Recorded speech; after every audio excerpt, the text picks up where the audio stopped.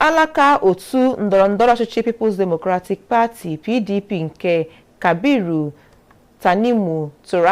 na-edu enyefego akwụkwọ ikike asambodo Certificate of Return nyegara ndị niile ha tụrụ anya iji aha ya bụ otu pati zọọ ọkwa gọvanọ na nhọpụta afọ 2027 na-abịa abịa. Ya bụ mmemme were ọnọdụ na Abuja ụnyaahụ.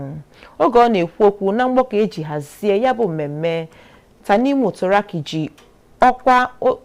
onye isi oche nke ndị isi ya bụ otu pati kwuru na ya bụ nzukọ bụ nke mbụ kemgbe ya na ndị otu ya chịrị banye n'ọchịchị. Ọ sị na otu ọrụ kọmitii ndị isi oche ahụ jikọrọ aka nye ndị nnọchiteanya otu PDP niile na kansụl ime obodo 777 niile dị n'okirikiri ala anyị, ebe e mere nhọpụta ime ụlọ maka ndị niile chọrọ iji aha ya bụ otu zọọ ọkwa ọchịchị dịgasị iche iche.